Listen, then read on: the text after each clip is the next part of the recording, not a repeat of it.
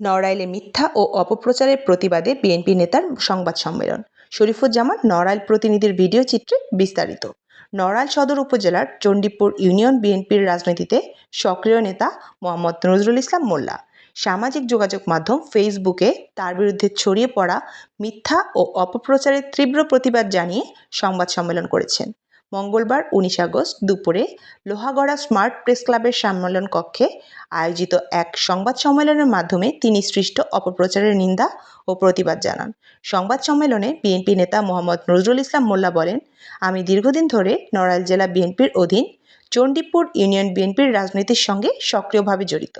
সম্প্রতি একটি কুচক্রী ও স্বার্থন্বেষী মহল আমার ছবি বিকৃত করে মিথ্যা তথ্য দিয়ে ফেসবুকে অপপ্রচার চালাচ্ছে। এর মাধ্যমে আমার রাজনৈতিক ভাবমূর্তি ক্ষুণ্ণ করার চেষ্টা চলছে বলে আমি মনে করি। অবহিত করছি যে আমি দীর্ঘদিন ধরে নড়াইল জেলা বিএনপির অধীন চণ্ডীপুর ইউনিয়ন বিএনপির রাজনীতির সাথে সক্রিয়ভাবে জড়িত।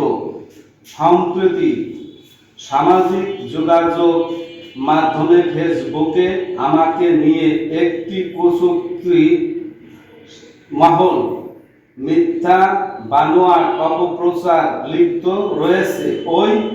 তিনি আরও জানান, গত বছরের 4 আগস্টের একটি ভিডিও ফেসবুকে ছড়িয়ে দাবি করা হচ্ছে যে মিছিলের পাশে মোটরসাইকেলে থাকা ব্যক্তি আমি, অর্থাৎ নজরুল ইসলাম মোল্লা, কিন্তু বাস্তবে ভিডিওতে থাকা ব্যক্তি তিনি নন এবং মোটরসাইকেলটিও তার নয়। তিনি বলেন, আমি যে মোটরসাইকেল ব্যবহার করি সেটির সঙ্গে ভিডিওর মোটরসাইকেলের কোনো মিল নেই। এতেই প্রমাণিত হয় যে ঘটনাটি মিথ্যা, ভিত্তিহীন ও বানোয়াট। এই ধরনের মিথ্যা অপপ্রচার তাকে মানসিকভাবে বিপর্যস্ত করে তুলছে বলে সংবাদ সম্মেলনে জানান নজরুল ইসলাম মোল্লা। তিনি এহেন অপপ্রচারের তীব্র নিন্দা ও প্রতিবাদ জানিয়ে বলেন, এর মাধ্যমে তার ব্যক্তিগত এবং দলের ভাবমূর্তি ক্ষুণ্ণ করা হচ্ছে। এই বিষয়ে সকলকে তিনি সতর্ক ও সজাগ থাকার অনুরোধ জানিয়েছেন। এই বিষয়ে সদর উপজেলার চণ্ডীপুর ইউনিয়ন বিএনপির সভাপতি আইয়ুব হোসেন জানান, নজরুল ইসলাম মোল্লা বিএনপির রাজনীতির সঙ্গে জড়িত। তিনি কখনোই আওয়ামী লীগের রাজনীতির সঙ্গে জড়িত ছিলেন না। তিনি বিএনপির রাজনৈতিক কর্মসূচিতে সক্রিয়ভাবে অংশগ্রহণ করে থাকেন।